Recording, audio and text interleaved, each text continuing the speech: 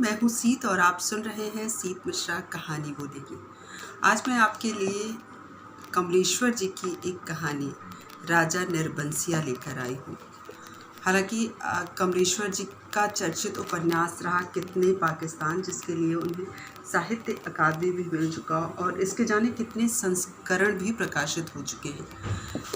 खैर, सुनते हैं उन्हीं की लिखी ये कहानी राजा नरबंसिया। एक राजा नरबंसिया थे। माँ कहानी सुनाया करती थी। उनके आसपास ही 4-5 बच्चे अपनी मुट्ठियों में फूल दबाए कहानी समाप्त होने पर गौरों पर चढ़ाने के लिए उत्सुक से बैठ जाते। आटे का सुंदर सा चौक पूरा होता। उसकी चौक पर मिट्टी की 6 गौरें रखी जाती, जिनमें से ऊपर वाली की बिंदिया और सिंदूर लगता। बाकी 5 नीचे दबी पूजा ग्रहण करती रहती। एक और दीपक की बाती स्थिर सी जलती रहती और मंगल घट रखा रहता, जिस पर रोली से सथिया बनाया जाता। सभी बैठे बच्चों के मुख पर फूल चढ़ाने की उतावली की जगह कहानी सुनने की सहज स्थिरता उभर आती। एक राजा नरबंसिया थे। माँ कहानी सुनाया करती। उनके राज में बड़ी खुशहाली थी। सब वर्ण के लोग अपना अपना कामकाज देखते। कोई दुखी नहीं दिखाई देता। राजा के एक लक्ष्मी सी रानी थी, चंद्रमा सी सुंदर और राजा को बहुत प्यारी। राजा राजकाज देखते और सुख से रानी के महल में रहते। मेरे सामने मेरे ख्यालों का राजा था राजा जगपति। तब जगपति से मेरी दांत काटी दोस्ती थी। दोनों मिडिल स्कूल में पढ़ने जाते, दोनों एक से घर के थे, इसलिए बराबरी की निभती भी थी। मैं मैट्रिक पास करके एक स्कूल में नौकर हो गया और जगपति कस्बे के वकील के यहाँ मुहर्रिर। जिस साल जगपति मुहर्रिर हुआ उसी वर्ष पास के गांव में उसकी शादी हो गई। पर ऐसी हुई कि लोगों ने तमाशा बना देना चाहा। लड़की वालों का कुछ विश्वास था कि शादी के बाद लड़की विदा नहीं होगी, ब्याह हो जाएगा और 7वीं भावर तब पड़ेगी जब पहली विदा की साइत होगी और तभी लड़की अपने ससुराल जाएगी। जगपति की पत्नी थोड़ी बहुत पढ़ी लिखी थी, पर घर की लीक को कौन मिटे। बारात बिना बहू के वापस आ गई और लड़के वालों ने तय कर लिया कि अब जगपति की शादी कहीं और कर दी जाएगी, चाहे कानी हो, लूली हो, लंगड़ी हो, पर वो लड़की अब इस घर में नहीं आएगी। लेकिन साल खत्म होते होते सब ठीक ठाक हो गया। लड़की वाले माफ़ी मांग ली और जगपति की पत्नी ससुराल आ गई। जगपति को जैसे सब कुछ मिल गया और सास ने बहू की बलाइयाँ लेकर घर की सारी चाबियाँ उसे सौंप दी। गृहस्थी का ढंग चार समझा दिया। जगपति की माँ न जाने कब से आस लगाए बैठी थी। उन्होंने आराम की सांस ली। पूजा पाठ में समय कटने लगा। दोपहरिया दूसरे घरों के आंगन में बीतने लगी, पर सांस का रोग था उन्हें। सो एक दिन उन्होंने अपनी अंतिम घड़ियां गिनते हुए चंदा को पास बुलाकर समझाया, बेटा, जगपति बड़े लाड प्यार से पला है। जब से तुम्हारे ससुर नहीं रहे तब से इसके छोटे छोटे हट को पूरा करती रही हूँ। अब तुम ख्याल रखना। फिर रुककर उन्होंने कहा, जगपति किसी लायक हुआ है तो रिश्तेदारों की आंखों में कराने लगा। तुम्हारे बाप ने ब्याह के वक्त नादानी की जो तुम्हें विदा नहीं किया। मेरे दुश्मन देवर जेठों को मौका मिल गया, तुम्हार खड़ा कर दिया कि अब विदा करवाना नाक कटवाना है। जगपति का ब्याह क्या हुआ, उन लोगों की छाती पर सांप लौट गया। सोचा घर की इज्जत रखने की आड़ लेकर रंग में भंग कर दे। अब बेटा, इस घर की लाज तुम्हारी लाज है। आज को तुम्हारे ससुर होते तो भला। कहते कहते माँ की आंखों में आंसू आ गए और वे जगपति की देखभाल उसे सौंपकर सदा के लिए मौन हो गई। एक अरमान उनके साथ ही चला गया कि जगपति की संतान को 4 बरस इंतजार करने के बाद भी वे गोद में नहीं खिला पाई और चंदा ने मन में सब्र कर लिया, यही सोचकर कि कुल देवता का अंश तो उसे जीवन भर पूजने को मिल गया। घर में चारों तरफ जैसे उदारता बिखरी रहती, अपनापा बरसता रहता। उसे लगता जैसे घर की अंधेरी एकांत कोठरियों में वो शांत शीतलता है जो उसे भरमा लेती है। घर की सब कुंडियों की खनक उसके कानों में बस गई थी। हर दरवाजे की चरमराहट पहचान बन गई थी। एक रोज राजा आखेट को गए। माँ सुनाती थी, राजा आखेट को जाते तो 7वें रोज जरूर महल में लौट आते, पर उस दफा जब गए तो 7वां दिन निकल गया पर राजा नहीं लौटे। रानी को बड़ी चिंता हुई। रानी एक मंत्री को लेकर खोज में निकली और इसी बीच जगपति को रिश्तेदारी की एक शादी में जाना पड़ा। उसके दूर के रिश्ते के भाई दयाराम की शादी थी। कह गया था कि 10वें दिन ज़रूर वापस आ जाएगा, पर 6ठे दिन ही खबर मिली कि बारात घर लौटने पर दयाराम के घर डाका पड़ गया। किसी मुखबिर ने सारी खबरें पहुंचा दी थी कि लड़की वालों ने दयाराम का घर सोने चांदी से पाट दिया है। आखिर पुश्तैनी जमींदार की इकलौती लड़की थी। घर आए मेहमान लगभग विदा हो चुके थे। दूसरे रोज जगपति भी चलने वाला था, पर उसी रात डाका पड़ा। जवान आदमी भला खून मानता है। डाके वालों ने जब बंदूकें चलाई तो सबकी घिंकी बंद गई, पर जगपति और दयाराम ने छाती ठोककर लाठियां उठा ली। घर में कोहराम मच गया। फिर सन्नाटा। डाके वाले बराबर गोलियां दाग रहे थे। बाहर का दरवाज़ा टूट चुका था, पर जगपति ने हिम्मत बढ़ाते हुए हाँक लगाई, ए हवाई बंदूकें इन तेल पिलाई लाठियों का मुकाबला नहीं कर पाएंगे जवानों। पर दरवाजे तड़ तड़ टूट रहे थे और अंत में एक गोली जगपति की जांघ को पार करती निकल गई। दूसरी उसकी जांघ के ऊपर कुल्हे में समाकर रह गई। चंदा रोती, कलपती और मनौतियाँ मानती जब वहाँ पहुँची तो जगपति अस्पताल में था। दयाराम के थोड़ी चोट आई थी। उसे अस्पताल से छुट्टी मिल गई थी। जगपति की देखभाल के लिए वहीं अस्पताल में मरीजों के रिश्तेदारों के लिए जो कोठरियाँ बनी थी, उन्हीं में चंदा को रुकना पड़ा। कस्बे के अस्पताल से दयाराम का गांव 4 कोस पड़ता था। दूसरे तीसरे वहाँ से आदमी आते जाते रहते, जिस सामान की ज़रूरत होती पहुँचा देते। पर धीरे धीरे उन लोगों ने भी खबर लेना छोड़ दिया। एक दिन में ठीक होने वाला घाव तो था नहीं। जांघ की हड्डी चटक गई थी और कुल्हे में ऑपरेशन से 6 इंच गहरा घाव था। कस्बे का अस्पताल था। कंपाउंडर ही मरीजों की देखभाल रखते। बड़ा डॉक्टर तो नाम के लिए था, या कस्बे के लिए बड़े आदमियों के लिए। छोटे लोगों के लिए तो कंपाउंडर साहब ही ईश्वर के अवतार थे। मरीजों की देखभाल करने वाले रिश्तेदारों की खाने पीने की मुश्किलों से लेकर मरीज की नब्ज तक संभालते थे। छोटी सी इमारत में अस्पताल आबाद था। रोगियों के सिर्फ 6-7 खाटें थीं। मरीजों के कमरे से लगा दवा बनाने का कमरा था। उसी में एक और एक आराम कुर्सी थी और एक नीची सी मेज। उसी कुर्सी पर बड़ा डॉक्टर आकर कभी कभार बैठता था, नहीं तो बचन सिंह कंपाउंडर ही जमे रहते। अस्पताल में या तो फौजदारी के शहीद आते या गिर गिरा के हाथ पैर तोड़ने वाले एकाध लोग। छठे छमासे कोई औरत दिख गई तो दिख गई, जैसे उन्हें कभी कोई रोग घेरता ही नहीं। कभी कोई बीमार पड़ती तो घर वाले हाल बताकर 8-10 रोज की दवा एक साथ ले जाते, फिर उसके जीने मरने की खबर तक ना मिलती। उस दिन बचन सिंह जगपति के घाव की पट्टी बदलने आया। उसके आने में और पट्टी खोलने में कुछ ऐसी लापरवाही थी जैसे गलत बंधी पट्टी को ठीक से बांधने के लिए खोल रहा हो। चंदा उसकी कुर्सी के पास ही सांस रोके खड़ी थी। वो और रोगियों से बात करता जा रहा था। इधर मिनट भर को देखता, फिर जैसे अभ्यस से उसके हाथ अपना काम करने लगते। पट्टी एक जगह खून से चिपक गई थी। जगपति बुरी तरह कराह उठा। चंदा के मुंह से चीख निकल गई।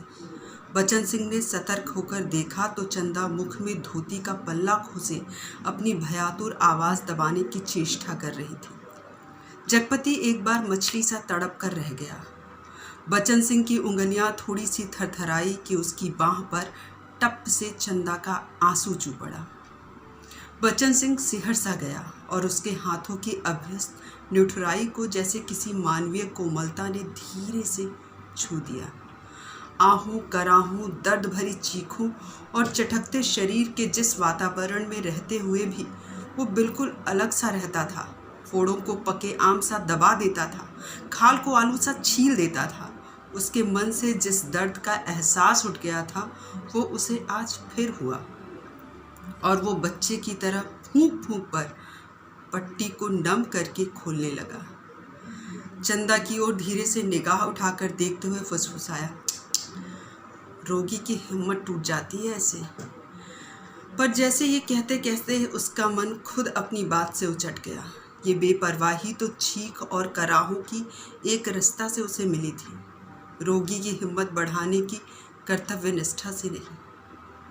जब तक वो घाव की मरहम पट्टी करता रहा तब तक किन्हीं दो आंखों की करुणा उसे घेरे रही।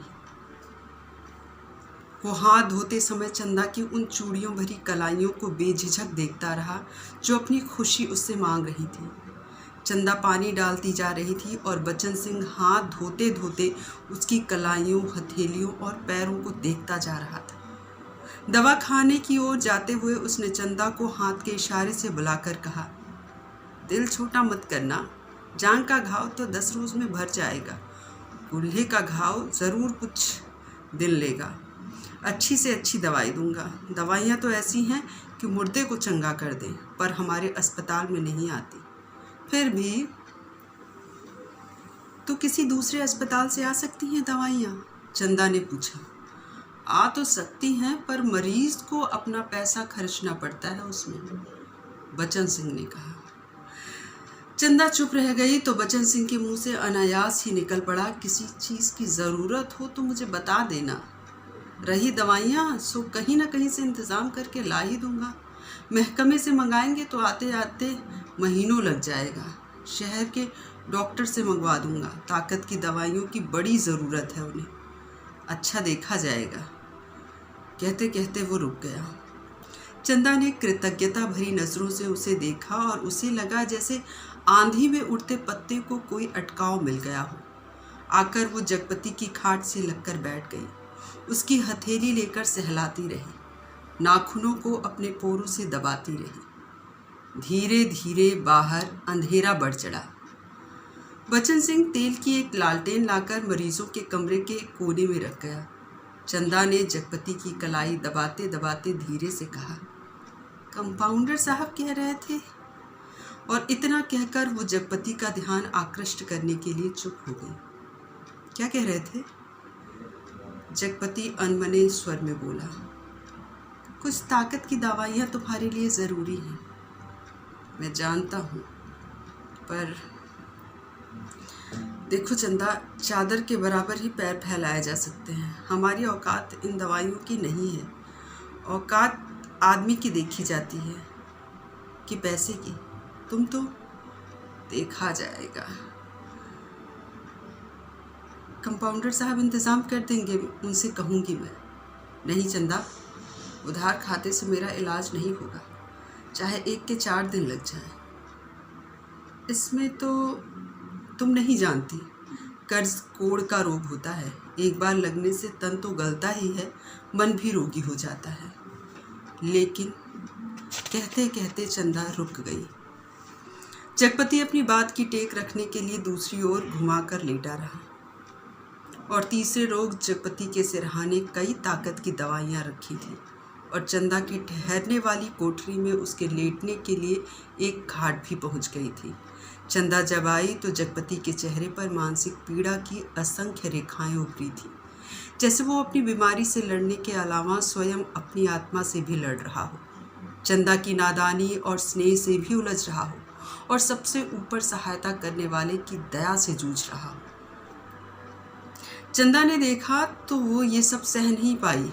उसके जी में आया कि कह दे, क्या आज तक तुमने कभी किसी से उधार पैसे नहीं लिए?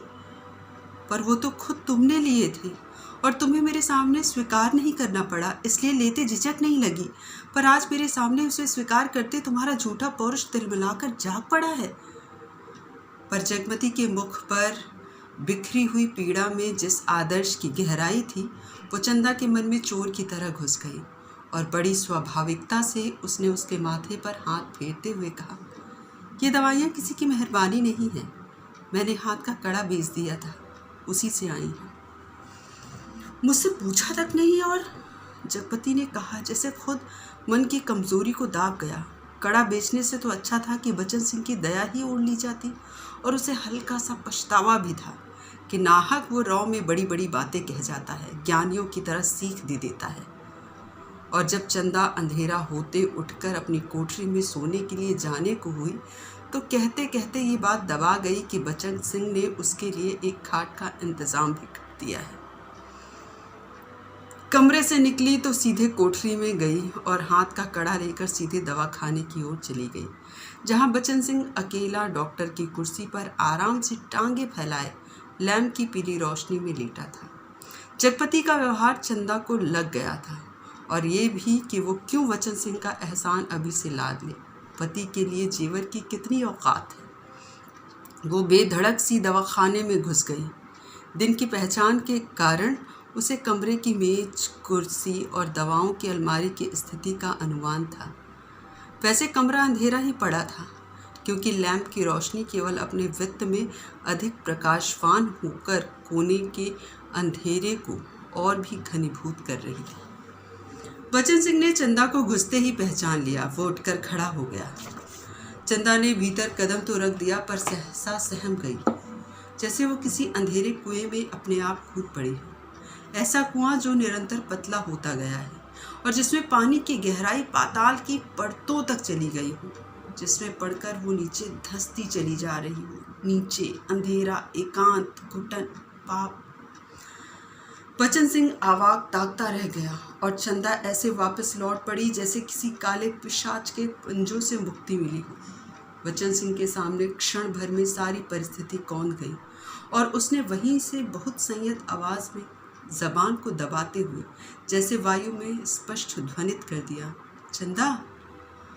वो आवाज इतनी बेआवाज थी और निरर्थक होते हुए भी इतनी सार्थक कि उस खामोशी में अर्थ भर गया।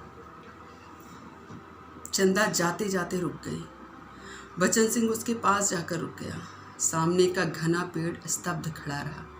उसकी काली परछाई की परिधि जैसे एक बार फैलकर उन्हें अपने वृत्त में समेट लेती और दूसरे ही क्षण मुक्त कर देती। दवाखाने का लैंप सहसा भभक कर रुक गया और मरीजों के कमरे से एक कराह की आवाज़ दूर मैदान के छोर तक जाकर डूब गई। चंदा ने वैसे ही नीचे ताकते हुए अपने को संयत करते हुए कहा, ये कड़ा तुम ही देने आई थी तो वापस क्यों चली जा रही थी? चंदा चुप और 2 क्षण रुककर उसने हाथ का सोने का कड़ा धीरे से उसकी ओर बढ़ा दिया, जैसे देने का साहस न होते हुए भी ये काम आवश्यक था। बचन सिंह ने उसकी सारी काया को एक बार देखते हुए अपनी आंखें उसके सिर पर जमा दी। उसके ऊपर पड़े कपड़े के पार नरम चिकनाई से भरे लंबे लंबे बाल थे, जिसकी भाप सी महक फैलती जा रही थी। वो धीरे से बोला, लाओ। चंदा ने कड़ा उसकी ओर बढ़ा दिया। कड़ा हाथ में लेकर वो बोला, सुनो। चंदा ने प्रश्न भरी नजरें उसकी ओर उठा दी। उसमें झांकते हुए अपने हाथ से उसकी कलाई पकड़ते हुए उसने वो कड़ा उसकी कलाई में पहना दिया। चंदा चुपचाप कोठरी की ओर चल दी और बचन सिंह दवाखाने की ओर। कालिक बुरी तरह बढ़ गई थी और सामने खड़े पेड़ की काली परछाई गहरी पड़ गई थी। दोनों लौट गए, पर जैसे उस कालिक में कुछ रह गया था, छूट गया था। दवाखाने का लैंप जो जलते जलते एक बार भभका था, उसमें तेल न रह जाने के कारण बत्ती की लौ बीच से फट गई थी। उसके ऊपर धुएं की लकीरें बल खाती सांप की तरह अंधेरे में विलीन हो जाती। सुबह जब चंदा जगपति के पास पहुंची और बिस्तर ठीक करने लगी तो जगपति को लगा कि चंदा बहुत उदास है। क्षण क्षण में चंदा के मुख पर अनगिनत भाव आ जा रहे थे, जिसमें असमंजस था, पीड़ा थी, निरहता थी। कोई अदृश्य पाप कर चुकने के बाद हृदय की गहराई से किए गए पश्चाताप जैसी धूमिल चमक। रानी मंत्री के साथ जब निराश होकर लौटी तो देखा राजा महल में उपस्थित थे। उनकी खुशी का ठिकाना न रहा। माँ सुनाया करती थी, पर राजा को रानी का इस तरह मंत्री के साथ जाना अच्छा नहीं लगा। रानी ने राजा को समझाया कि वो तो केवल राजा के प्रति अटूट प्रेम के कारण अपने को न रोक सके। राजा रानी एक दूसरे को बहुत चाहते थे। दोनों के दिलों में एक बात शूल सी गड़ती रही कि उनके कोई संतान न थी। राजवंश का दीपक बुझने जा रहा था। संतान के अभाव में उनका लोक परलोक बिगड़ा जा रहा था और कुल की मर्यादा नष्ट होने की शंका बढ़ती जा रही थी। दूसरे दिन बचन सिंह ने मरीजों की बरहम पट्टी करते वक्त बताया था कि उसका तबादला मैनपुरी के सदर अस्पताल में हो गया है और वो परसों यहाँ से चला जाएगा। जगपति ने सुना तो उसे भला ही लगा। आए दिन रोग घेरे रहते हैं। बचन सिंह उसके शहर के अस्पताल में पहुंचा जा रहा है तो कुछ मदद मिलती ही रहेगी। आखिर वो ठीक तो होगा ही, और फिर मैनपुरी के सिवाय कहाँ जाएगा। पर दूसरे ही क्षण उसका दिल अकथ भारीपन से भर गया। पता नहीं क्यों चंदा के अस्तित्व का ध्यान आते ही उसे इस सूचना में कुछ ऐसे नुकीले कांटे दिखाई देने लगे जो उसके शरीर में किसी भी समय चुभ सकते थे, जरा सा बेखबर होने पर बींध सकते थे। और तब उसके सामने आदमी के अधिकार की लक्ष्मण रेखाएं धुएं की लकीर की तरह कांपकर मिटने लगी और मन में छिपे संदेह के राक्षस बाना बदल योगी के रूप में घूमने लगे। और 15-20 रोज बाद जगपति की हालत सुधर गई तो चंदा उसे लेकर घर लौट आई।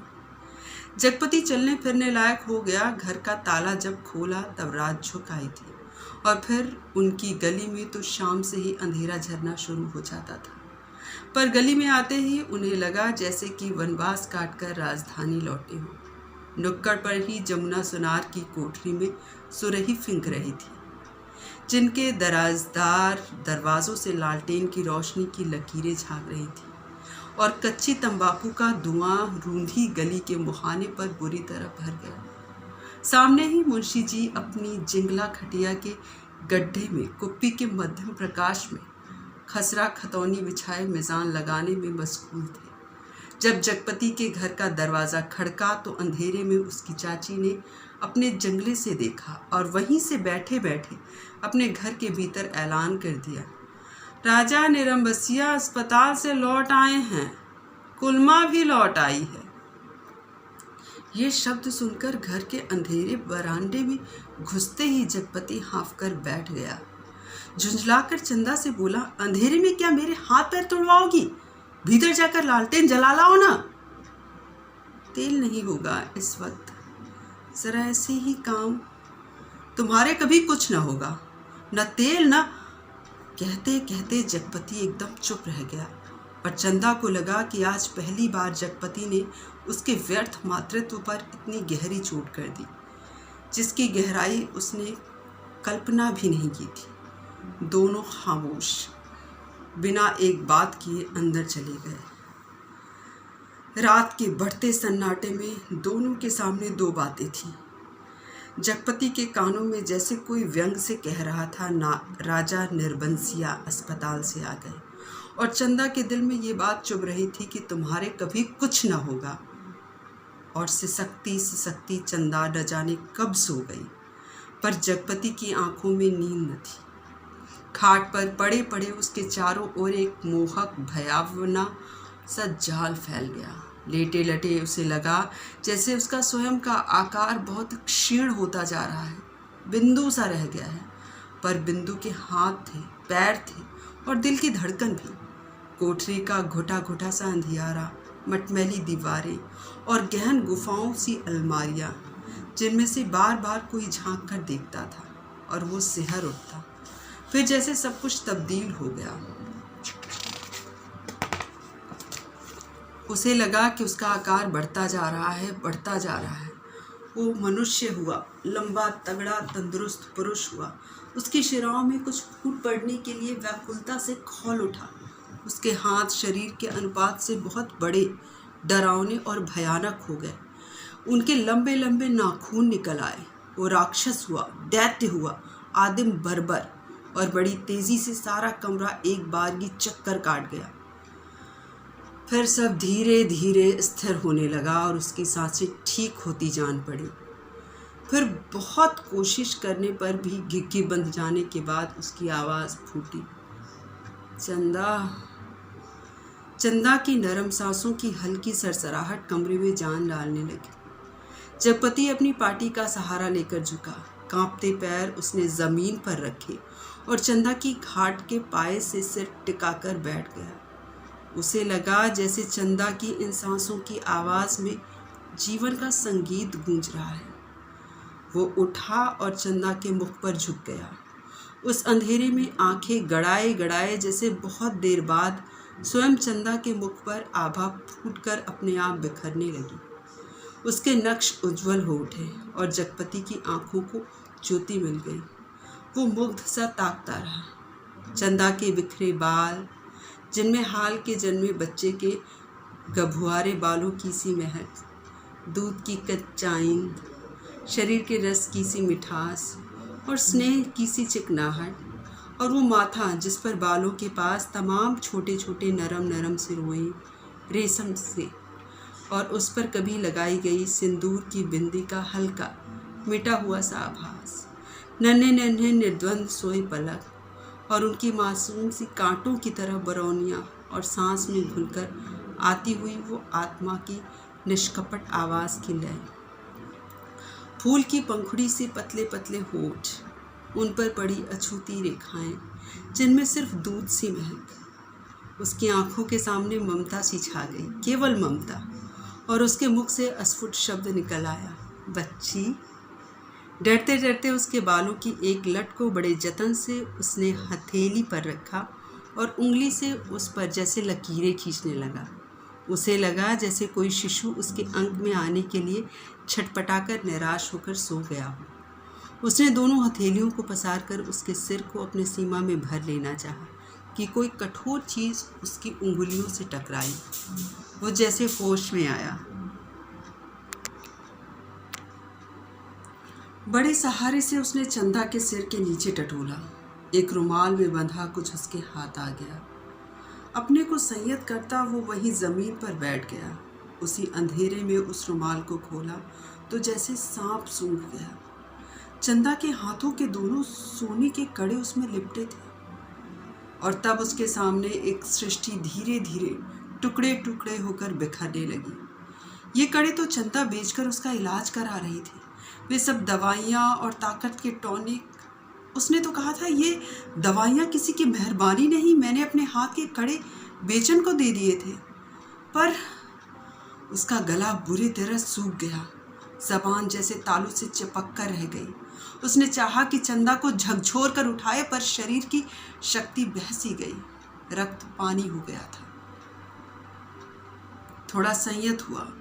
उसने वे कड़े उसी रुमाल में लपेटकर उसकी खाट के कोने पर रख दिए और बड़ी मुश्किल से अपनी खाट की पाटी पकड़कर लुढ़क गया।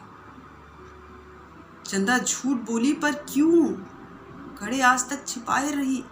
उसने इतना बड़ा दुराव क्यों किया? आखिर क्यों? किस लिए? और जगपति का दिल भारी हो गया। उसे फिर लगा कि उसका शरीर सिमटता जा रहा है और वो एक सिंह का बना ढांचा रह गया है, नितांत हल्का, तिनके सा, हवा में उड़कर भटकने वाले तिनके सा। उस रात के बाद रोज जगपति सोचता रहा कि चंदा से कड़े मांगकर बेच ले और कोई छोटा मोटा कारोबार ही शुरू कर दे, क्योंकि नौकरी छूट चुकी थी और इतने दिन की गैर हाजिरी के बाद वकील साहब ने दूसरा मुहर्रिर रख लिया था। वो रोज़ यही सोचता, पर जब चंदा सामने आती तो न जाने कैसी असहाय सी उसकी अवस्था हो जाती। उसे लगता जैसे कड़े मांगकर वो चंदा से पत्नित्व का पद भी छीन लेगा। मातृत्व तो भगवान ने पहले ही छीन लिया। वो सोचता, आखिर चंदा क्या रह जाएगी? एक स्त्री से यदि पत्नित्व और मातृत्व छीन लिया गया तो उसके जीवन की सार्थकता ही क्या? चंदा के साथ वो ये अन्याय कैसे करे? उससे दूसरी आंख की रोशनी कैसे मांग ले?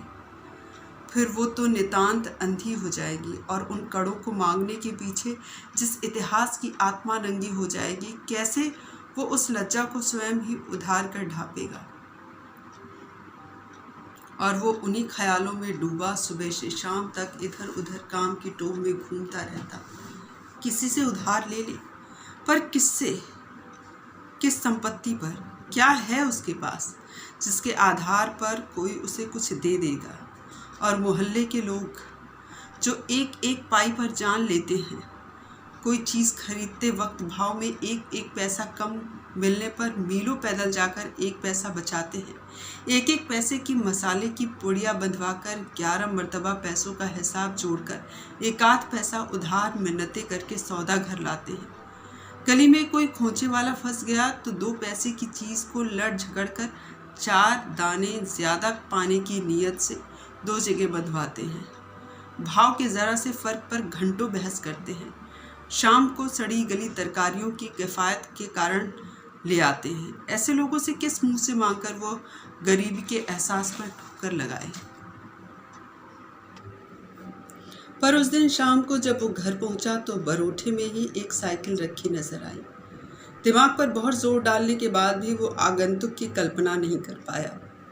भीतर दरवाजे पर जब पहुंचा तो सहसा हंसी की आवाज़ सुनकर ठिठक गया। उस हंसी में एक अजीब सा उन्माद था और उसके बाद चंदा का स्वर, अब आते ही होंगे, बैठिए ना 2 मिनट और। अपनी आंखों से देख लीजिए और उन्हें समझाते जाइए कि अभी तंदुरुस्ती इस लायक नहीं जो दिन दिन भर घूमना बर्दाश्त कर सके। हाँ भाई, कमज़ोरी इतनी जल्दी नहीं मिटती, ख्याल नहीं करेंगे तो नुकसान उठाएंगे। किसी पुरुष का स्वर था ये। जगपति असमंजस में पड़ गया और एकदम भीतर घुस जाए, इसमें हर्ज ही क्या है। पर जब उसने पैर उठाए तो वे बाहर जा रहे थे।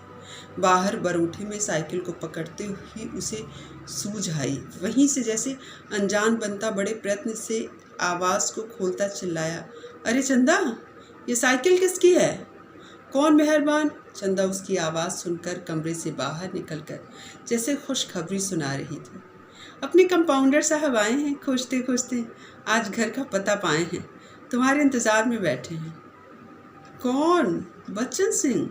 अच्छा, वही तो मैं कहूँ, भला कौन? कहता जगपति पास पहुँचा और बातों में इस तरह उलझ गया जैसे सारी परिस्थिति उसने स्वीकार कर ली। बच्चन सिंह जब फिर आने की बात कहकर चला गया तो चंदा ने बहुत अपनेपन से जगपति के सामने बात शुरू की। जाने कैसे कैसे आदमी होते हैं। क्यों, क्या हुआ, कैसे होते हैं आदमी? जगपति ने पूछा। इतनी छोटी जान पहचान में तुम मर्दों के घर में न रहते घुसकर बैठ सकते हो, तुम तो उल्टे पैरे लौट आओगे। चंदा कहकर जगपति के मुख पर कुछ इच्छित प्रतिक्रिया देख सकने के लिए गहरी निगाहों से ताकने लगी। जगपति ने चंदा की ओर ऐसे देखा जैसे ये बात भी कहने की या पूछने की है। फिर बोला, बच्चन सिंह अपनी तरह का आदमी है, अपनी तरह का, अकेला होगा। पर कहते कहते चंदा रुक गई। आड़े वक्त काम आने वाला आदमी है, लेकिन उससे फ़ायदा उठा सकना जितना आसान है उतना, मेरा मतलब है कि जिससे कुछ लिया जाएगा उसे दिया भी जाएगा। जगपति ने आंखें दीवार पर गड़ाते हुए कहा और चंदा उठकर चली गई। उस दिन के बाद बच्चन सिंह लगभग रोज़ ही आने जाने लगा। जगपति उसके साथ इधर उधर घूमता भी रहता। बच्चन सिंह के साथ वो जब तक रहता अजीब सी घुटन उसके दिल को बांध लेती और तभी जीवन की तमाम विषमताएं भी उसकी निगाहों के सामने उभरने लगती। आखिर वो स्वयं एक आदमी है, बेकार। ये माना कि उसके सामने पेट पालने की कोई इतनी विकराल समस्या नहीं।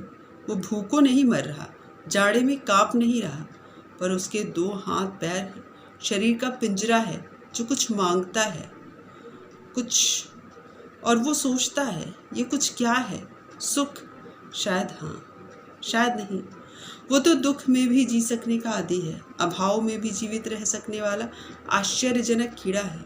तो फिर वासना? शायद हाँ, शायद नहीं। चंदा का शरीर लेकर उसने उस क्षणिकता को भी देखा है।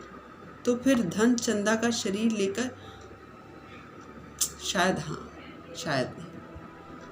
उसने धन के लिए अपने को खपाया है, पर वो भी तो उस अदृश्य प्यास को बुझा नहीं पाया। तो फिर क्या? वो कुछ क्या है जो उसकी आत्मा में नासूर सा रिश्ता रहता है, अपना उपचार मांगता है? शायद काम। हाँ, यही, बिल्कुल यही जो उसके जीवन की घड़ियों को निपट सूना न छोड़े, जिसमें वो अपनी शक्ति लगा सके, अपना मन डुबो सके, अपने को सार्थक अनुभव कर सके, चाहे उसमें सुख हो या दुख, आरक्षा हो या सुरक्षा, शोषण हो या पोषण। उसे सिर्फ काम चाहिए, करने के लिए कुछ चाहिए। यही तो उसकी प्रकृति आवश्यकता है, पहली और आखिरी मांग भी। क्योंकि वो उस घर में नहीं पैदा हुआ जहाँ सिर्फ जबान हिलाकर शासन करने वाले होते हैं। वो उस घर में भी पैदा नहीं हुआ जहाँ सिर्फ मांग कर जीने वाले लोग होते हैं। वो उस घर का है जो सिर्फ काम करना जानता है, काम ही जिसकी आस है। सिर्फ वो काम चाहता है, काम। और एक दिन उसकी काम धाम की समस्या भी हल हो गई। तालाब वाले ऊंचे मैदान के दक्षिण ओर जगपति की लकड़ी की टाल खुल गई। तख्त टंग गया। टाल की जमीन पर लक्ष्मी पूजन भी हो गया और हवन भी। लकड़ी की कोई कमी नहीं थी। गांव से आने वाले गाड़ियों को इस कारोबार में पैरे हुए आदमियों की मदद से मोल तोल करवा के वहां गिरवी रखवा दिया गया। गांठें एक ओर रखी गई, चैलों को चट्टा करीने से लगा दिया गया, गुद्दे चीरने के लिए डाल दिए गए, 2-3 गाड़ियों का सौदा करके टॉल चालू कर दिया गया। भविष्य में स्वयं पेड़ खरीदकर काटने का तय किया गया। बड़ी बड़ी स्कीमें बनी कि किस तरह जलाने की लकड़ी से बढ़ाते बढ़ाते एक दिन इमारती लकड़ी की कोठी बनेगी, चीरने की नई मशीनें लगेंगी। कारोबार बढ़ जाने पर बचन सिंह भी नौकरी छोड़कर उसी में लग जाएगा। और उसने महसूस किया कि वो काम में लग गया है। अब 24 घंटे उसके सामने काम है, उसके समय का उपयोग है। दिन भर में वो 1 घंटे किसी मित्र का हो सकता था, कुछ देर के लिए वो पति भी हो सकता था, पर बाकी समय, दिन और रात के बाकी घंटे, उन घंटों के अभाव को सिर्फ उसका अपना काम ही भर सकता है। और अब वो कामदार था। वो कामदार तो था, लेकिन जब टाल की उस ऊंची ज़मीन पर पड़े छप्पर के नीचे तखत पर वो गल्ला रखकर बैठता, सामने लगी लकड़ियों के ढेर, कटे हुए पेड़ के तने, जड़ों को लटका हुआ देखता, तो निरहता बरबस उसके दिल को बांधने लगती। उसे लगता है एक व्यर्थ पिशाच का शरीर टुकड़े टुकड़े करके उसके सामने डाल दिया गया है। फिर इन पर कुल्हाड़ी चलेगी और इनके रेशे रेशे अलग कर दिए जाएंगे, और तब इनकी ठठरियों को सुखाकर किसी पैसे वाले के हाथ तक तौल कर बेच दिया जाएगा। और तब उसकी निगाहें सामने खड़े ताड़ पर अटक जाती, जिसके बड़े बड़े पत्तों के सुर्ख गर्दन वाले गिद्ध पर फड़फड़ा कर देर तक खामोश बैठे रहते। ताड़ का काला गडरेदार तना और उसके सामने ठहरी हुई वायु में निस्सहाय कांपती भारहीन नीम की पत्तियां चकराती झड़ती रहती। धूल भरी धरती पर लकड़ी की गाड़ियों के पहियों की पड़ी हुई लीक धुंधली सी चमक उठती, और बगल वाले मूंगफली के पेंच की एक रस खरखराती आवाज कानों में भरने लगती। बगल वाली कच्ची पगडंडी से गुजरकर टीले के ढलान के तालाब की निचाई में उतर जाता, जिसके गंदेले पानी में कूड़ा तैरता रहता और सुअर कीचड़ में मुंह डालकर उस कूड़े को रौंदते। दोपहर सिमटती और शाम की धुंध छाने लगती तो वो लालटेन जलाकर छप्पर के खंभे की कील में टांग देता, और उसके थोड़ी ही देर बाद अस्पताल वाली सड़क से बचन सिंह एक काले धब्बे की तरह आता दिखाई पड़ता। गहरे पड़ते अंधेरे में उसका आकार धीरे धीरे बढ़ता जाता, और जगपति के सामने जब वो आकार खड़ा होता तो उसे बहुत विशाल सा लगने लगता, जिसके सामने उसे अपना अस्तित्व डूबता महसूस होता। एक आध बिक्री की बातें होती और तब दोनों घर की ओर चल देते। घर पहुंचकर बचन सिंह कुछ देर रुकता, बैठता, इधर उधर की बातें करता। कभी मौका पड़ जाता तो जगपति और बचन सिंह की थाली भी साथ लग जाती। चंदा सामने बैठकर दोनों को खिलाती। बच्चन सिंह बोलता जाता, क्या तरकारी बनी है, मसाला ऐसा पड़ा है कि उसकी भी बहार है और तरकारी का स्वाद भी नहीं मरा है। होटलों में या तो मसाला ही मसाला रहेगा या सिर्फ तरकारी ही तरकारी। वाह वाह, क्या बात है अंदाज की। और चंदा बीच बीच में टोक कर बोलती जाती, इन्हें तो जब तक दाल में प्याज का भुना घी न मिले तब तक पेट ही नहीं भरता। यह सिरका अगर इन्हें मिल जाए तो समझो सब कुछ मिल गया। पहले मुझे सिरका न जाने कैसा लगता था, पर अब ज़बान पर ऐसा चढ़ा है कि या इन्हें कागज़ सी पतली रोटी पसंद ही नहीं आती, और मुझसे कोई पतली रोटी बनाने को कहे तो बनती ही नहीं। आदत पड़ गई है और मन भी नहीं करता। पर चंदा की आंखें बच्चन सिंह की थाली पर ही जमी रहती। रोटी निपटी तो रोटी परोसती, दाल खत्म नहीं हुई एक चमचा और परोसती, और जगपति सिर झुकाए खाता रहता। सिर्फ एक गिलास पानी मांगता और चंदा चौंक कर पानी देने से पहले कहती, अरे तुमने तो कुछ लिया भी नहीं। कहते कहते वो पानी दे देती। तब उसके दिल पर गहरी सी चोट लगती। न जाने क्यों वो खामोशी की चोट उसे बड़ी पीड़ा दे जाती, पर वो अपने को समझा लेती, कोई मेहमान थोड़ी है, मांग सकते थे, भूख नहीं होती। जगपति खाना खाकर टाल पर लेटने चला जाता, क्योंकि अभी तक कोई चौकीदार नहीं मिला था। छप्पर के नीचे तखत पर जब वो लेटता तो अनायास उसका दिल भर भर आता। पता नहीं कौन कौन से दर्द एक दूसरे से मिलकर तरह तरह की टीस, चटक और ऐठन पैदा करने लगते। कोई एक रग दुखती तो वो सहलाता भी। जब सभी नसें चटकती हों तो कहाँ कहाँ राहत का अकेला हाथ सहलाए। लेटे लेटे उसकी निगाह ताड़ के उस ओर बनी पुख्ता कब्र पर जम जाती, जिसके सिरहाने कटीला बबूल का एकाकी पेड़ सुन्न सा खड़ा रहता। जिस कब्र पर एक पर्दा नशीन औरत बड़े लिहाज से आकर सवेरे सवेरे बेला और चमेली के फूल चढ़ा जाती, घूम घूम कर उसके फेरे लेती और माथा टेक कर कुछ कदम उदास उदास सी चलकर एकदम तेजी से मुड़कर बिसातियों के मोहल्ले में खो जाती। शाम होते फिर आती, एक दिया बारती और अगर की बत्तियां जलाती, फिर मुड़ते हुए ओढ़नी का पल्ला कंधों पर डालती तो दिए की लौ कांपती, कभी कांप कर बुझ जाती, पर उसके कदम बढ़ चुके होते, पहले धीमे थके उदास से और फिर तेज सधी सामान्य से, और वो फिर उसी मोहल्ले में खो जाती। और तब रात की तन्हाइयों में बबूल के कांटों के बीच उस साए साए करते ऊंचे नीचे मैदान में जैसे उस कब्र से कोई रूह निकलकर निपट अकेली भटकती रहती। तभी ताड़ पर बैठे सुर्ख गर्दन वाले गिद्ध मनहूस सी आवाज में किलबिला उठते और ताड़ के पत्ते भयानकता से खड़बड़ा उठते। जगपति का बदन कांप जाता। वो भटकती रूह जिंदा रह सकने के लिए जैसे कब्र की ईंटों में बबूल के साया तले दुबक जाती। जगपति अपनी टांगों को पेट से भींचकर कंबल से मुंह छिपा औंधा लेट जाता। तड़के ही ठेके पर लगे लकड़हारे लकड़ी चीरने आ जाते। तब जगपति कंबल लपेटे घर की ओर चला जाता।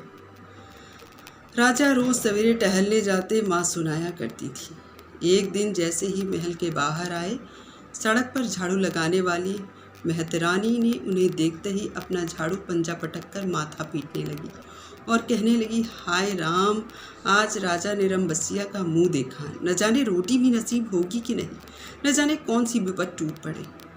राजा को इतना दुख हुआ कि उल्टे पैरों महल को लौट आए। मंत्री को हुक्म दिया कि उस मेहतरानी का घर नाच से भर दे, और सब राजसी वस्त्र उतारकर राजा उसी क्षण जंगल की ओर चले गए। उसी रात रानी को सपना हुआ, कल की रात तेरी मनोकामना पूर्ण होने वाली है। रानी बहुत पछता रही थी, पर फौरन ही रानी राजा को खोजती खोजती उस सराय में पहुंच गई जहां वो टिके थे।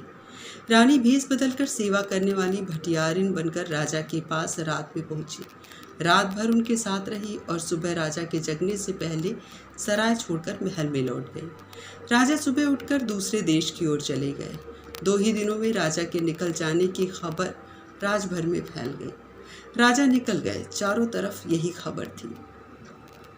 और उस दिन टोले मोहल्ले के हर आंगन में बरसात के मेघ की तरह यह खबर बरसकर फैल गई कि चंदा के बाल बच्चा होने वाला है। नुक्कड़ पर जमुना सुनार की कोठरी में फिंकती सुरही रुक गई। मुंशी जी ने अपना मिजान लगाना छोड़ विस्फारित नेत्रों से ताककर खबर सुनी। बंसी किराने वाले ने कुएं में से आधी गई रस्सी खींच डोल मन पर पटक कर सुना। सुदर्शन दर्जी ने मशीन के पहियों को हथेली से रगड़कर रोककर सुना। हंसराज पंजाबी ने अपनी नील लगी मलगुजी कमीज की आस्तीन चढ़ाते हुए सुना। और जगपति की बेवा चाची ने औरतों के जमघट में बड़े विश्वास पर भेद भरे स्वर में सुनाया, आज 6 साल हो गए शादी को, न बाल न बच्चा, ना जाने किसका पाप है उसके पेट में, और किसका होगा सिवाय उस मुस्टंडे कंपाउंडर की। न जाने कहाँ से कुलच्छनी इस मोहल्ले में आ गई। इस गली की तो पुश्तों से ऐसी मर्दात रही है कि गैर मर्द औरत की परछाई तक नहीं देख पाए। और यहाँ के मर्द तो बस अपनी घर की औरतों को जानते हैं, उन्हें तो पड़ोसी के घर की जनानियों की गिनती तक नहीं मालूम। ये कहते कहते उनका चेहरा तमतमा आया और सब औरतें देवलोक की देवियों की तरह गंभीर बनी अपनी पवित्रता की महानता के बोझ से दबी धीरे धीरे खिसक गई। सुबह ये खबर फैलने से पहले जगपति टाल पर चला गया, पर सुनी उसने भी आज ही थी। दिन भर वो तखत पर कोने की ओर मुंह किए पड़ा रहा, न ठेके की लकड़ियां चिराई, न बिक्री की ओर ध्यान दिया, न दोपहर का खाना खाने घर गया। जब रात अच्छी तरह फैल गई और वो हिंसक पशु की भांति उठा, उसने अपनी उंगलियां चटकाई, मुट्ठी बांधकर बाँह का जोर देखा तो नसें तनी और बाँह में कठोर कंपन हुआ। उसने 3-4 पूरी सांस खींची और मजबूत कदमों से घर की ओर चल पड़ा। मैदान खत्म हुआ, कंकड़ की सड़क आई, सड़क खत्म हुई, गली आई, पर गली के अंधेरे में घुसते वो सहम गया, जैसे किसी ने अदृश्य हाथों से पकड़कर उसका सारा रक्त निचोड़ लिया। उसकी फटी हुई शक्ति की नस हिम शीतल होठ रखकर सारा रस चूस लिया हो, और गली के अंधेरे की हिकारत भरी कालेख और भी भारी हो गई, जिसमें घुसने से उसकी सांस रुक जाएगी, घुट जाएगी। वो पीछे मुड़ा पर रुक गया, पर कुछ संयत होकर चोरों की तरह निशब्द कदमों से किसी तरह घर के भीतरी देहरी तक पहुंच गया। दाई ओर से रसोई वाली दहलीज में कुप्पी टिपटिपा रही थी और चंदा अस्त व्यस्त सी दीवार से सिर टेके शायद आसमान निहारते निहारते सो गई। कुप्पी का प्रकाश उसके आधे चेहरे को उजागर किए था और आधा चेहरा गहन कालिमा में डूबा दृश्य था। वो खामोशी से खड़ा ताकता रहा। चंदा के चेहरे पर नारित्व की पौढ़ता आज उसे दिखाई दी। चेहरे की सारी कमनीयता न जाने कहाँ खो गई, उसका अछूतापन न जाने कहाँ लुप्त हो गया। फूला फूला मुख जैसे टहनी से तोड़े फूल को पानी में डालकर ताज़ा किया गया हो, जिसकी पंखुड़ियों में टूटन की सुरमई रेखाएं पड़ गई हो, पर भीगने से भारीपन आ गया हो। उसके खुले पैर पर उसकी निगाह पड़ी तो सूजा सा लगा, एड़ियाँ भरी सूजी सी, नाखून के पास अजीब सा सूखापन। जगपति का दिल एक बार मसोज उठा। उसने चाहा कि बढ़कर उसे उठा ले, अपने हाथों से उसका पूरा शरीर छू छू कर सारा कलुष पोंछ दे, उसे अपनी सांसों की अग्नि में तपाकर एक बार फिर पवित्र कर ले और उसकी आंखों की गहराई में झांक कर कहे, देवलोक से किस शापवश निर्वासित होकर तुम इधर आ गई चंदा? ये शाप तो अमृत था। तभी चंदा ने हड़बड़ाकर आंखें खोली। जगपति को सामने देख उसे लगा कि वो एकदम नंगी हो गई। अतिशय लज्जित होकर उसने अपने पैर समेट लिए, घुटनों से धोती नीचे सरकाई और बहुत संयत से उठकर रसोई के अंधेरे में खो गई। जगपति एकदम हताश हो वहीं कमरे की देहरी पर चौखट से सिर टिकाकर बैठ गया। नज़र कमरे में गई तो लगा कि पराये स्वर यहाँ गूंज रहे हैं, जिनमें चंदा का भी एक है। एक तरफ घर के हर कोने में अंधेरा सैलाब की तरफ बढ़ता जा रहा था। एक अजीब निस्तब्धता, असमंजस, गति पर पथभ्रष्ट शक्लें, पर आकारहीन। खाना खा लेते, चंदा का स्वर कानों में पड़ा। वो अनजाने ऐसे उठ बैठा जैसे तैयार बैठा हो। उसकी बात की आज तक उसने अवज्ञा न की थी। खाने तो बैठ गया पर कौर नीचे नहीं सरक रहा था। तभी चंदा ने बड़े सधे शब्दों में कहा, कल मैं गांव जाना चाहती हूँ। जैसे वो इस सूचना से परिचित था। बोला, अच्छा। चंदा फिर बोली, मैंने बहुत पहले घर में चिट्ठी डाल दी थी, भैया कल लेने आ रहे हैं। तो ठीक है, जगपति वैसे ही डूबा हुआ बोला। चंदा का बांध टूट गया और वहीं घुटनों में मुंह दबाकर कातर सी फफक फफक कर रो पड़ी। न उठ सकी न हिल सकी। जगपति क्षण भर को विचलित हुआ, पर जैसे जम जाने के लिए उसके होठ फड़के और क्रोध के ज्वालामुखी को जबरन दबाते हुए भी वो फूट पड़ा। ये सब मुझे क्या दिखा रही है, बेशरम, बेगैरत। उस वक्त नहीं सोचा था जब जब मेरी लाश तले। तब की बात झूठ है। सिसकियों के बीच चंदा का स्वर फूटा। लेकिन जब तुमने मुझे बेच दिया। एक भरपूर हाथ चंदा की कनपटी पर आग सुलगाता पड़ा और जगपति अपनी हथेली दूसरी से दबाता खाना छोड़ कोठरी में घुस गया और रात भर कुंडली चढ़ाए उसी कालिक में घुटता रहा। दूसरे दिन चंदा घर छोड़कर अपने गांव चली गई। जगपति पूरा दिन और रात टाल पर ही काट देता, उसी बिराने में, तालाब के बगल कब्र, बबूल और ताड़ के पड़ोस में। पर मन मुर्दा हो गया और ज़बरदस्ती वो अपने को वहीं रोके रहता। उसका दिल होता कहीं निकल जाए, पर ऐसी कमज़ोरी उसके तन और मन को खोखला कर गई थी कि चाहने पर भी वो न जा पाता। हिकारत भरी नज़रें सहता, पर वहीं पड़ा रहता। काफ़ी दिनों बाद जब नहीं गया तो एक दिन जगपति घर पर ताला लगा। नज़दीक के गांव में लकड़ी काटने चला गया। उसे लग रहा था कि अब वो पंगु हो गया है, बिल्कुल लंगड़ा, एक रेंगता कीड़ा जिसके न आँख है, न कान, न मन, न इच्छा। वो उस बाग में पहुंच गया जहां खरीदे पेड़ कटने थे। दो आरे वालों ने पतले पेड़ के तने पर आरा रखा और कर्र कर्र का आबाद शोर शुरू हो गया। दूसरे पेड़ पर बने और शकूरे की कुल्हाड़ी बज उठी और गांव से दूर उस बाग में एक लयपूर्ण शोर शुरू हो गया। जड़ पर कुल्हाड़ी पड़ती तो पूरा पेड़ थर्रा जाता। करीब के खेत की मेड़ पर बैठे जगपति का शरीर भी जैसे कांप उठता। चंदा ने कहा था, लेकिन जब तुमने मुझे बेच दिया, क्या वो ठीक कहती थी? क्या बचन सिंह ने टाल के लिए जो रुपए दिए थे उसका ब्याज इधर चुकता हो? क्या सिर्फ वही रुपए आग बन गए जिसकी आंच में उसकी सहनशीलता, विश्वास और आदर्श मोम से पिघल गए? शकूरे। बाग से लगे दड़े से किसी ने आवाज़ लगाई। शकूरे ने कुल्हाड़ी रोककर वहीं से हाँक लगाई। कोने के खेत से लीक बनी है, जरा मेड़ मारकर नंगा ला गाड़ी। जगपति का ध्यान भंग हुआ। उसने मुड़कर धड़े पर आंखें गड़ाई। दो भैंसा गाड़ियां लकड़ी भरने के लिए आ पहुंची थी। शकूरे ने जगपति के पास आकर कहा, एक गाड़ी का भर तो हो गया, बल्कि 1.5 का। अब इस पतरिया पेड़ को न छाट दे। जगपति ने उस पेड़ की ओर देखा जिसे काटने के लिए शकूरे इशारा कर रहा था। पेड़ की शाख हरी पत्तियों से भरी थी। वो बोला, अरे ये तो हरा है, अभी इसे छोड़ दो। हरा होने से क्या, उखड़ तो गया है ना, न फूल न फल। अब कौन इसमें फल फूल आएंगे, 4 दिन में पत्ती झुरा जाएगी। शकूरे ने पेड़ की ओर देखते हुए उस्तादी अंदाज में कहा। जैसा तुम ठीक समझो, जगपति ने कहा और उठकर मेड़ पक्के कुएं पर पानी पीने चला गया। दोपहर ढलते गाड़ियां भरकर तैयार हुई और शहर की ओर रवाना हो गई। जगपति को उनके साथ जाना पड़ा। गाड़ियां लकड़ी से लदी शहर की ओर चली जा रही थी और जगपति गर्दन झुकाए कच्ची सड़क की धूल में डूबा भारी कदमों से धीरे धीरे उन्हीं की बजती घंटियों के साथ निर्जीव सा बढ़ता जा रहा था। कई बरस बाद राजा परदेश से बहुत सा धन कमाकर गाड़ी में लाद कर अपने देश की ओर लौटे। माँ सुनाया करती थी, राजा की गाड़ी का पहिया महल से कुछ दूर पतेल की झाड़ी में उलझ गया। हर तरह की कोशिश की, पर पहिया न निकला। तब एक पंडित ने बताया कि सकट के दिन का जन्मा बालक अगर अपने घर की सुपारी लाकर इसमें छुआ दे तो पहिया निकल जाएगा।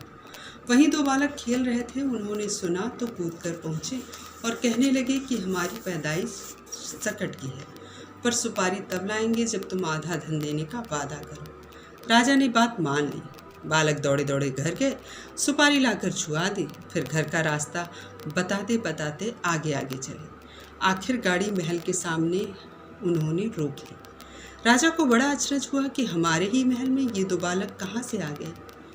भीतर पहुंचे तो रानी खुशी से बेहाल हो गई। पर राजा ने पहले उन बालकों के बारे में पूछा तो रानी ने कहा कि ये 2 बालक उन्हीं के राजकुमार हैं। राजा को विश्वास नहीं हुआ। रानी बहुत दुखी हुई। गाड़ियां जब टाल पर आकर लगी और जगपति तखत पर हाथ पैर ढीले करके बैठ गया तो पगडंडी से गुजरते मुंशी जी ने उसके पास आकर बताया, अभी उस दिन वसूली में तुम्हारी ससुराल के नज़दीक एक गांव जाना पड़ा तो पता चला कि 15-20 दिन हुए चंदा के लड़का हुआ है। और फिर जैसे मोहल्ले में सुनी सुनाई बातों पर पर्दा डालते हुए बोले, भगवान के राज में देर है, अंधेर नहीं जगपति भैया। जगपति ने सुना तो पहले उसकी गहरी नज़रों से मुंशी को ताका, पर वो उनके तीर का निशाना ठीक नहीं खोज पाया, पर सब कुछ सहन करते हुए बोला, देर और अंधेर दोनों है। अंधेर तो सरासर है, तिरिया चरित्र है सब, बड़े बड़े हार गए। कहते कहते मुंशी जी रुक गए, पर इस तरह जैसे कोई बड़ी भेद भरी बात है, जैसे उनकी गोल होती हुई आंखें समझा देंगी। जगपति मुंशी जी की तरफ ताकता रह गया। मिनट भर मनहूस सा मौन छाया रहा। उसे तोड़ते हुए मुंशी जी बड़ी दर्द भरी आवाज़ में बोले, सुन तो लिया ही होगा तुमने। क्या? कहने को जगपति कह गया, पर उसे लगा कि अभी मुंशी जी उस गांव में फैली बातों को ही बड़ी बेदर्दी से कह डालेंगे। उसने नाहक पूछा। तभी मुंशी जी ने उसके नाक के पास मुँह ले जाते हुए कहा, चंदा दूसरे के घर बैठ रही है, कोई मधुसूदन है वहीं का, पर बच्चा दीवार बन गया है। चाहते तो वो यही है कि मर जाए तो रास्ता खुले, पर राम जी की मर्जी है। सुना बच्चा रहते भी वो चंदा को बैठाने को तैयार है। जगपति की सांस गले में अटक कर रह गई, बस आंखें मुंशी जी के चेहरे पर पथराई सी जड़ी थी।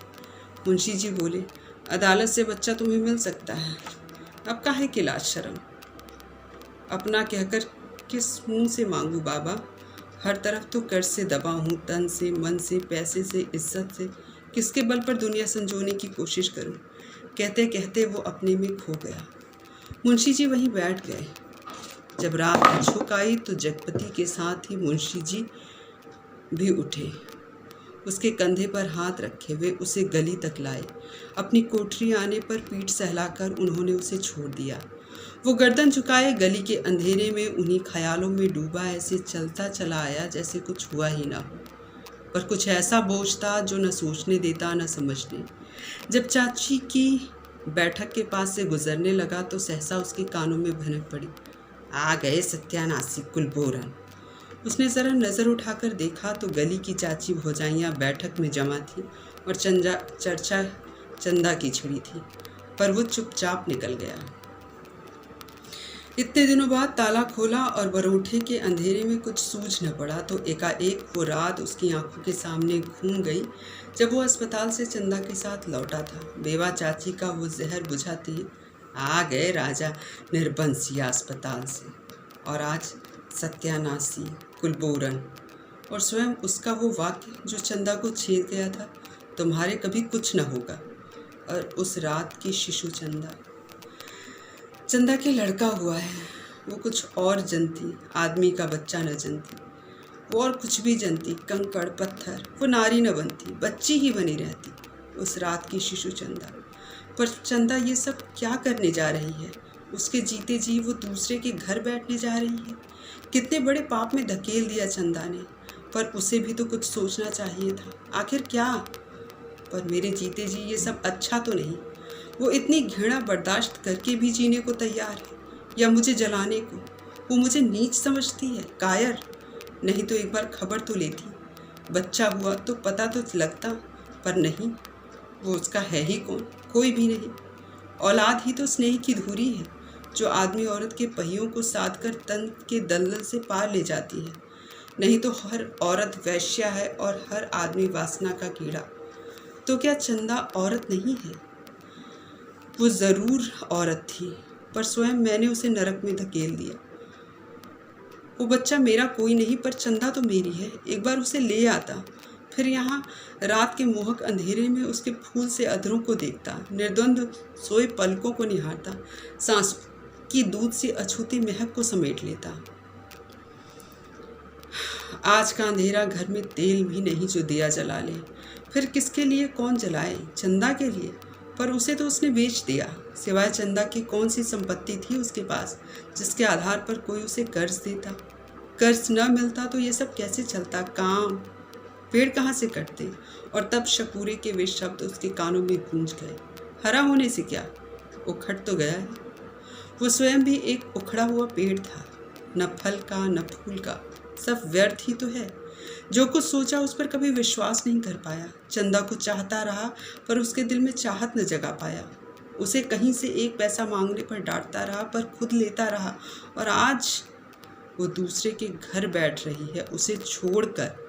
वो अकेला है, हर तरफ बोझ है जिसमें उसकी नस नस कुचली जा रही है, रग रग फट रही है, और वो किसी तरह टटोल टटोल कर भीतर घर में पहुंचा। रानी अपने कुल देवता के मंदिर में पहुंची। माँ सुनाया करती थी, अपने सत्यत्व को सिद्ध करने के लिए उन्होंने घोर तपस्या की। राजा देखते रहे। कुल देवता प्रसन्न हुए। उन्होंने अपनी दैवी शक्ति से दोनों बालकों को तत्काल जन्मे शिशुओं में बदल दिया। रानी की छातियों में दूध भर आया और उनमें से धार फूट पड़ी जो शिशुओं के मुंह में गिरने लगी। राजा को रानी के सत्यत्व का सबूत मिल गया। उन्होंने रानी के चरण पकड़ लिए और कहा कि तुम देवी हो, ये मेरे पुत्र हैं। और उस दिन से राजा ने फिर से राजकाज संभाल लिया। पर उसी रात जगपति अपना सारा कारोबार त्याग अफीम और तेल पीकर मर गया, क्योंकि चंदा के पास कोई दैवी शक्ति नहीं और जगपति राजा नहीं, बचन सिंह कंपाउंडर का कर्जदार था। राजा ने दो बातें की, माँ सुनाती थी।